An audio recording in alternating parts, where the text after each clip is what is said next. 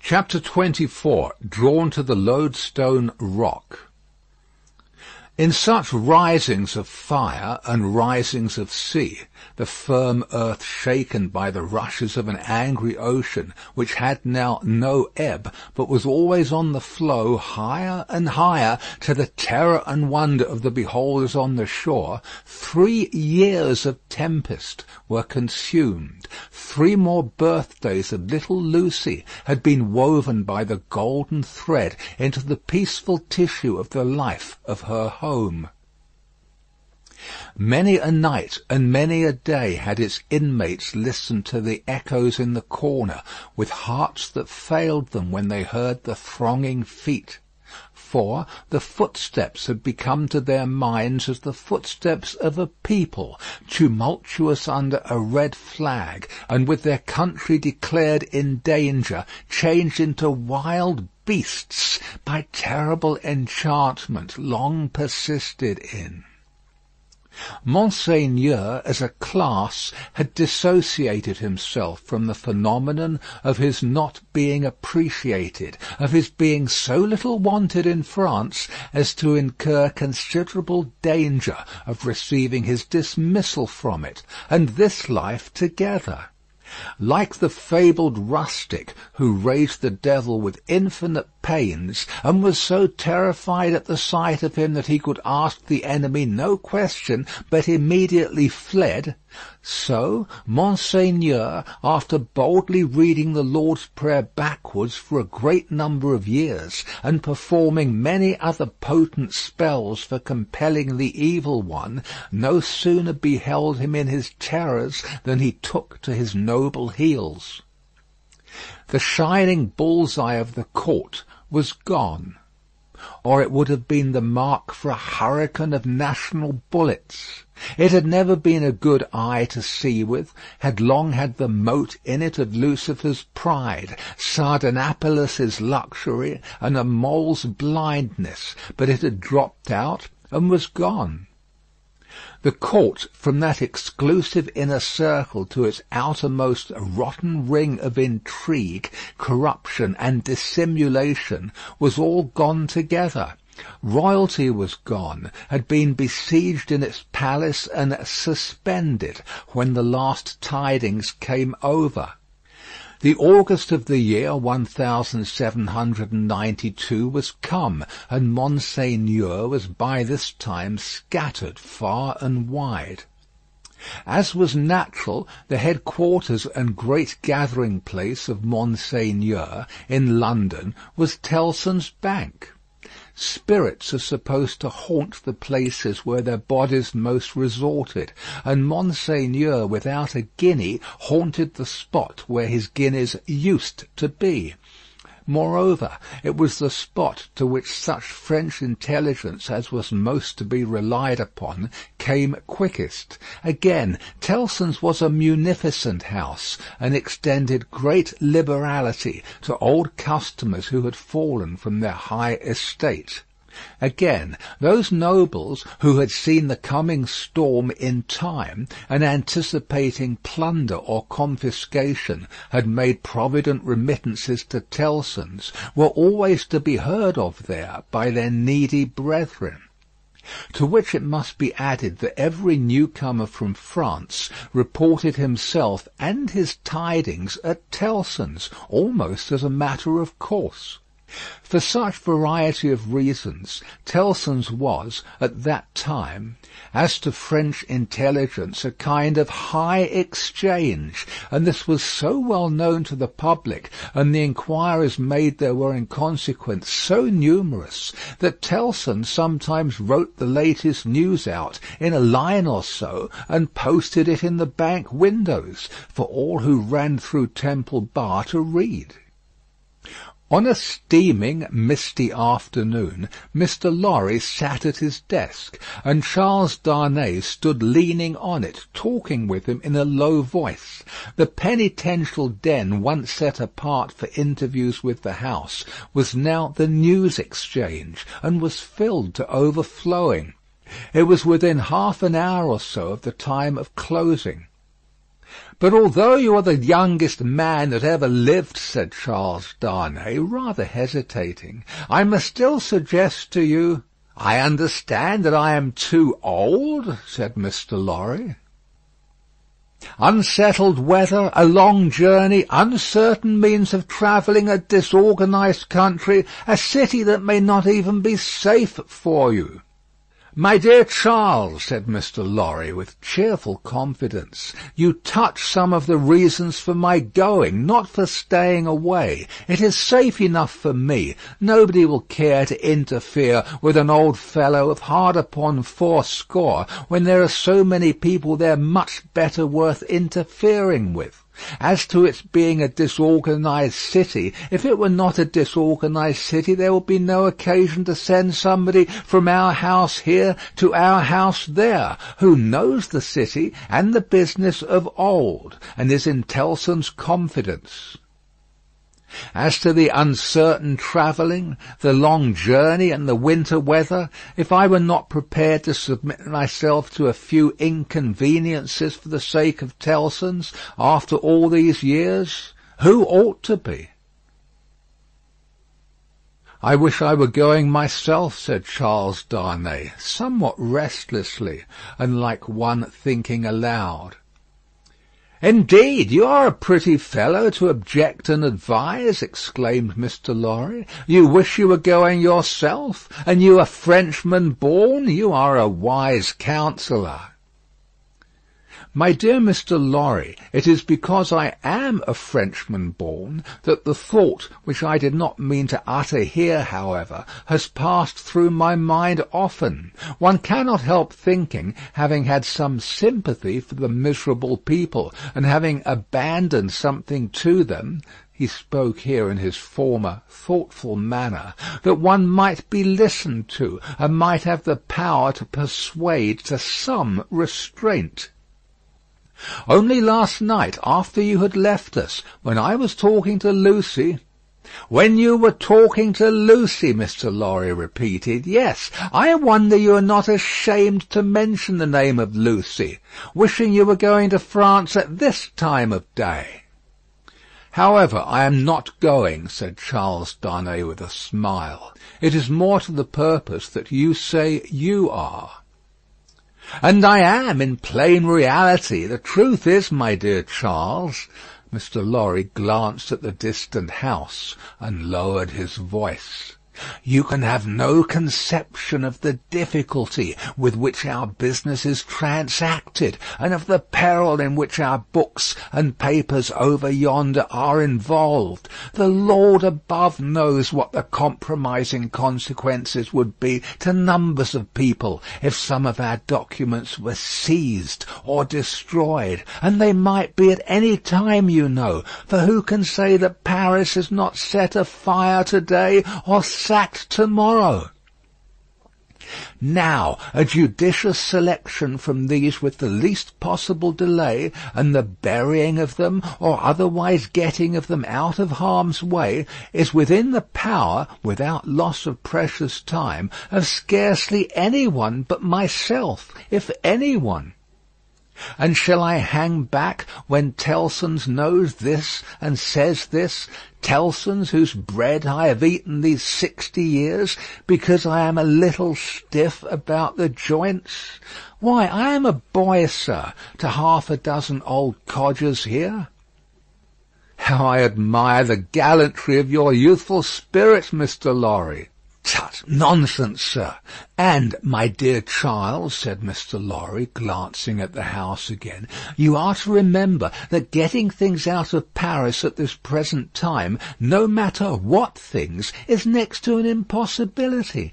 Papers and precious matters were this very day brought to us here. I speak in strict confidence. It is not businesslike to whisper it, even to you. By the strangest bearers you can imagine, every one of whom had his head hanging on by a single hair as he passed the barriers. At another time our parcels would come and go as easily as in business like old England. But now everything is stopped. And do you really go tonight? I really go to-night, for the case has become too pressing to admit of delay." "And do you take no one with you?" "All sorts of people have been proposed to me, but I will have nothing to say to any of them. I intend to take Jerry. Jerry has been my bodyguard on Sunday nights for a long time past, and I am used to him. Nobody will suspect Jerry of being anything but an English bulldog, or of having any design in his head but to fly at anybody who touches his master. I must say again that I heartily admire your gallantry and youthfulness." "I must say again, nonsense, nonsense. When I have executed this little commission, I shall, perhaps, accept Tellson's proposal to retire and live at my ease. Time enough then to think about growing old." This dialogue had taken place at Mr. Lorry's usual desk, with Monseigneur swarming within a yard or two of it, boastful of what he would do to avenge himself on the rascal people before long. It was too much the way of Monseigneur under his reverses as a refugee, and it was much too much the way of native British orthodoxy to talk of this terrible revolution as if it were the only harvest ever known under the skies that had not been sown, as if nothing had ever been done or omitted to be done that had led to it, as if observers of the wretched millions in France and of the misused and perverted resources that should have made them prosperous had not seen it inevitably coming years before, and had not in plain words recorded what they saw. Such vapouring, combined with the extravagant plots of Monseigneur for the restoration of a state of things that had utterly exhausted itself and worn out heaven and earth as well as itself, was hard to be endured without some remonstrance by any sane man who knew the truth. And it was such vapouring all about his ears, like a troublesome confusion of blood in his own head, added to a latent uneasiness in his mind, which had already made Charles Darnay restless, and which still kept him so. Among the talkers was Stryver, of the King's Bench Bar, far on his way to state promotion, and therefore loud on the theme, broaching to Monseigneur his devices for blowing the people up and exterminating them from the face of the earth, and doing without them, and for accomplishing many similar objects akin in their nature to the abolition of eagles by sprinkling salt on the tails of the race. Him Darnay heard with a particular feeling of objection, and Darnay stood divided between going away that he might hear no more, and remaining to interpose his word, when the thing that was to be went on to shape itself out. The House approached Mr. Lorry, and laying a soiled and unopened letter before him, asked if he had yet discovered any traces of the person to whom it was addressed. The House laid the letter down so close to Darnay that he saw the direction, the more quickly because it was his own right name.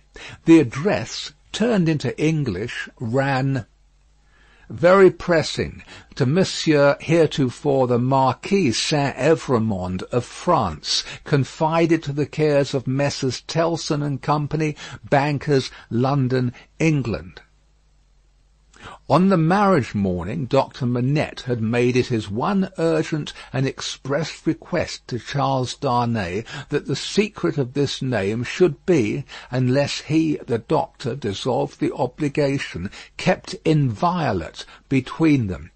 Nobody else knew it to be his name. His own wife had no suspicion of the fact. Mr. Lorry could have none.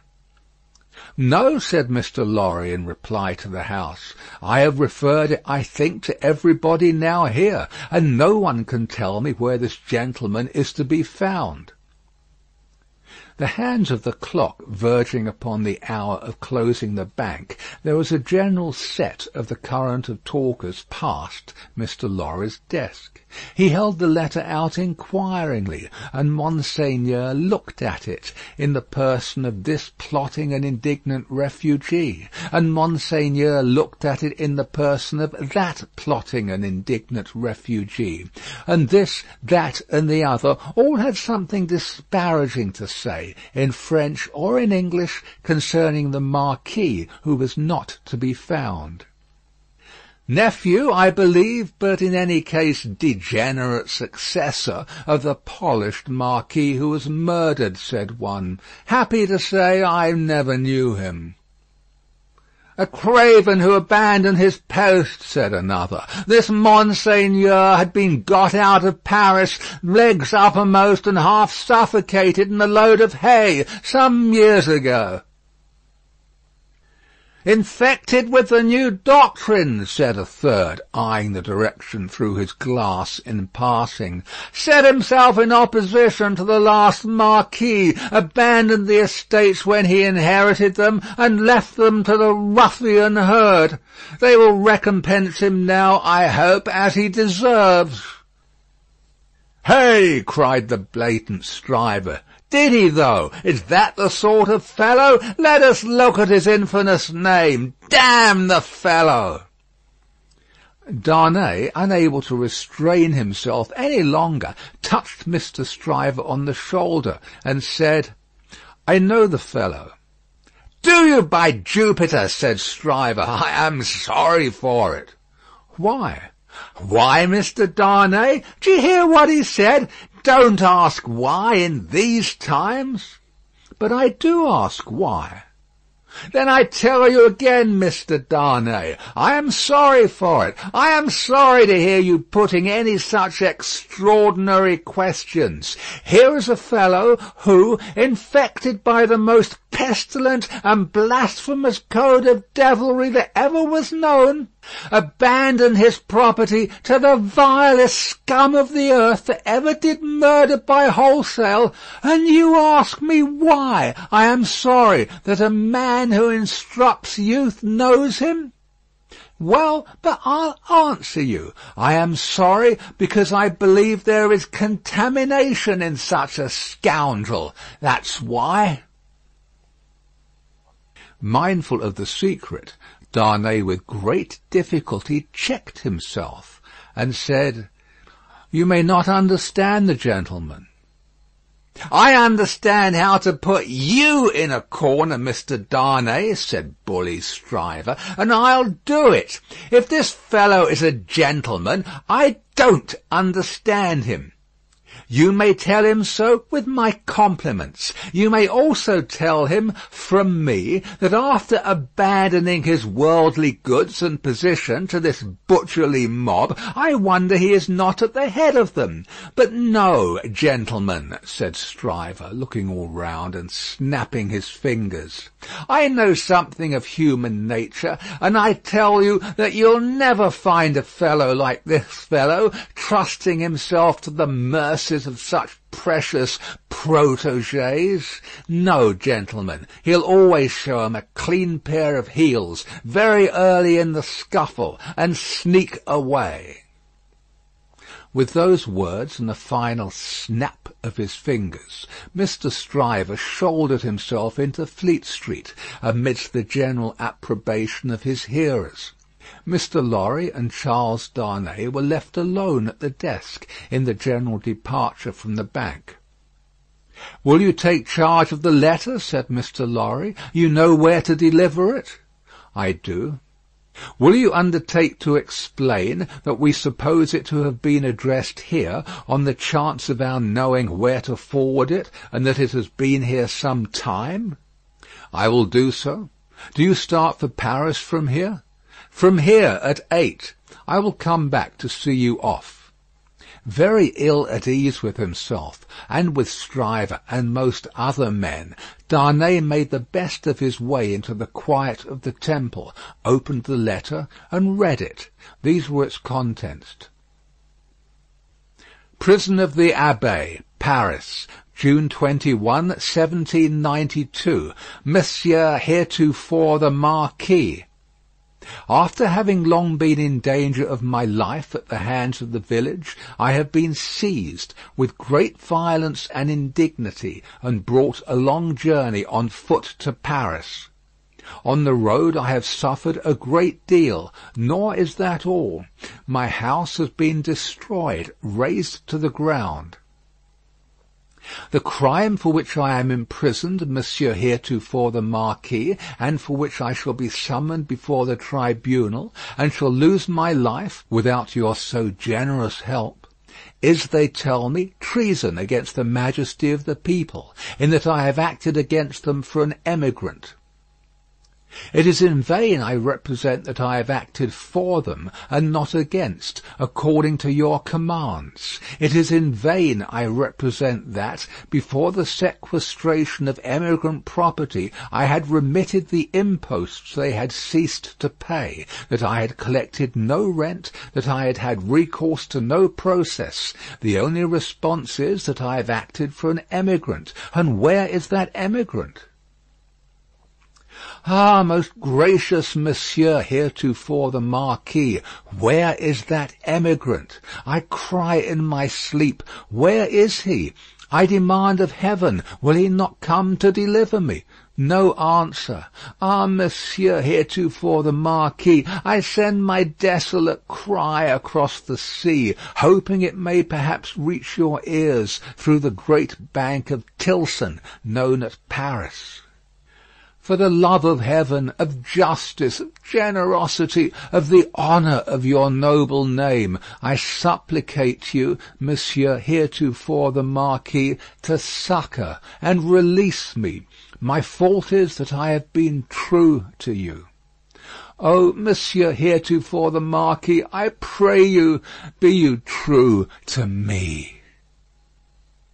From this prison here of horror, whence I every hour tend nearer and nearer to destruction, I send you, Monsieur heretofore the Marquis, the assurance of my dolorous and unhappy service. Your afflicted Gabelle. The latent uneasiness in Darnay's mind was roused to vigorous life by this letter. The peril of an old servant, and a good one, whose only crime was fidelity to himself and his family, stared him so reproachfully in the face that, as he walked to and fro in the temple, considering what to do, he almost hid his face from the passer-by.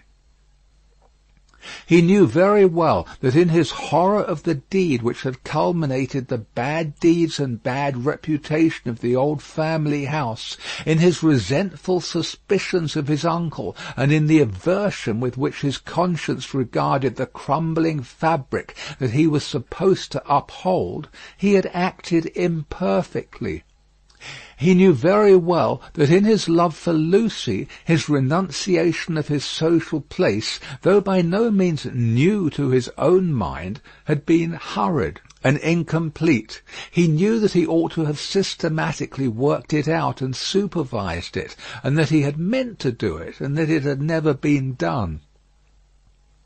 The happiness of his own chosen English home, the necessity of being always actively employed, the swift changes and troubles of the time, which had followed on one another so fast that the events of this week annihilated the immature plans of last week, and the events of the week following made all new again, he knew very well that, to the force of these circumstances, he had yielded, not without disquiet, but still without continuous and accumulating resistance.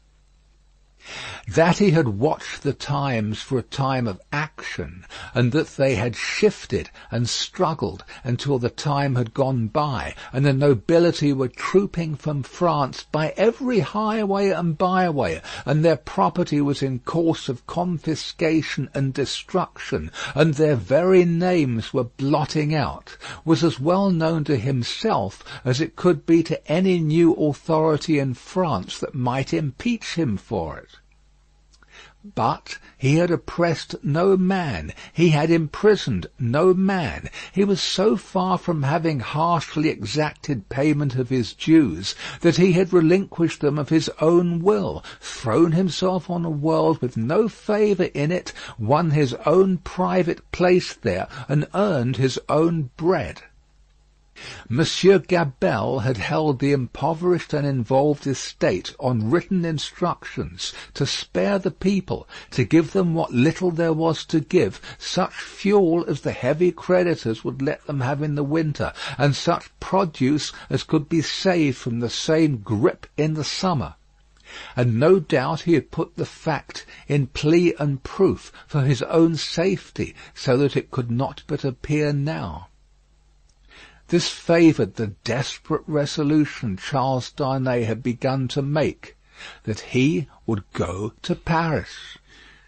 Yes, like the mariner in the old story, the winds and streams had driven him within the influence of the lodestone rock, and it was drawing him to itself, and he must go. Everything that arose before his mind drifted him on, faster and faster, more and more steadily to the terrible attraction. His latent uneasiness had been that bad aims were being worked out in his own unhappy land by bad instruments, and that he, who could not fail to know that he was better than they, was not there, trying to do something to stay bloodshed and assert the claims of mercy and humanity. With this uneasiness half stifled and half reproaching him, he had been brought to the pointed comparison of himself with the brave old gentleman in whom duty was so strong. Upon that comparison, injurious to himself, had instantly followed the sneers of Monseigneur, which had stung him bitterly, and those of Stryver, which above all were coarse and galling for old reasons. Upon those had followed Gabelle's letter, the appeal of an innocent prisoner, in danger of death, to his justice, honour, and good name. His resolution was made. He must go to Paris. Yes, the lodestone rock was drawing him, and he must sail on until he struck. He knew of no rock, he saw hardly any danger. The intention with which he had done what he had done, even though he had left it incomplete, presented it before him in an aspect that would be gratefully acknowledged in France on his presenting himself to assert it. Then that glorious vision of doing good, which is so often the sanguine mirage of so many good minds, arose before him, and he even saw himself in the illusion with some influence to guide this raging revolution that was running so fearfully wild. As he walked to and fro, with his resolution made, he considered that neither Lucy nor her father must know of it until he was gone. Lucy should be spared the pain of separation, and her father, always reluctant to turn his thoughts towards the dangerous ground of old, should come to the knowledge of the step as a step taken, and not in the balance of suspense and doubt. How much of the incompleteness of his situation was referable to her father, through the painful anxiety to avoid reviving old associations of France in his mind, he did not discuss with himself. But that circumstance, too, had had its influence in his course. He walked to and fro with thoughts very busy, until it was time to return to Tellson's and take leave of Mr. Lorry. As soon as he arrived in Paris, he would present himself to this old friend, but he must say nothing of his intention now. A carriage with post-horses was ready at the bank door, and Jerry was booted and equipped. "I have delivered that letter," said Charles Darnay to Mr. Lorry. "I would not consent to your being charged with any written answer, but perhaps you will take a verbal one." "That I will, and readily," said Mr. Lorry, "if it is not dangerous." "Not at all, though it is to a prisoner in the Abbaye." "What is his name?" said Mr. Lorry, with his open pocket-book in his hand. "Gabelle." "Gabelle. And what is the message to the unfortunate Gabelle in prison?" "Simply that he has received the letter and will come." "Any time mentioned?" "He will start upon his journey tomorrow night." "Any person mentioned?" "No."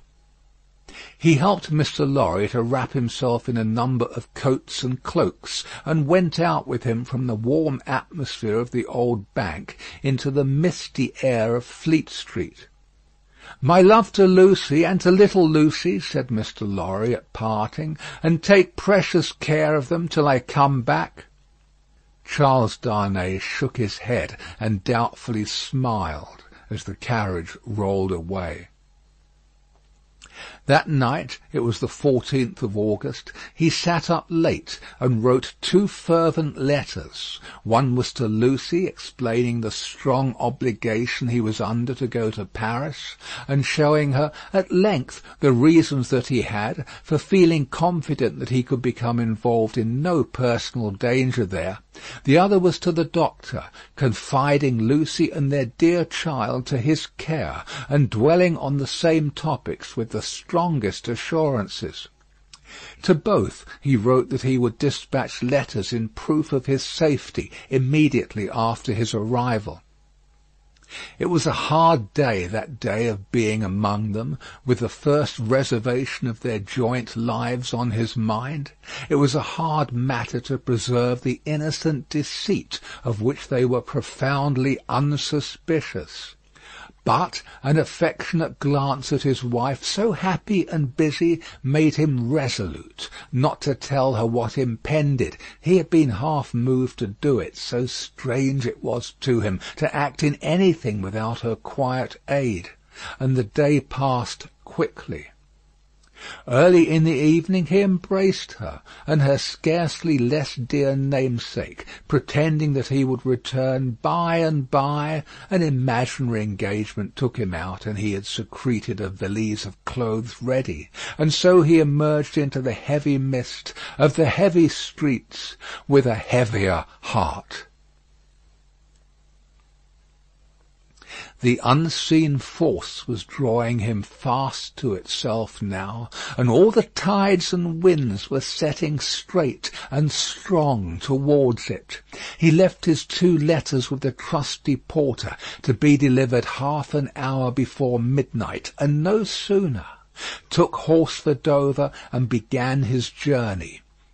"For the love of heaven, of justice, of generosity, of the honour of your noble name," was the poor prisoner's cry with which he strengthened his sinking heart, as he left all that was dear on earth behind him, and floated away for the Lodestone Rock. The end of the 2nd book. End of Book 2, Chapter 24. Recording by Paul Adams, www.yawnguy.com.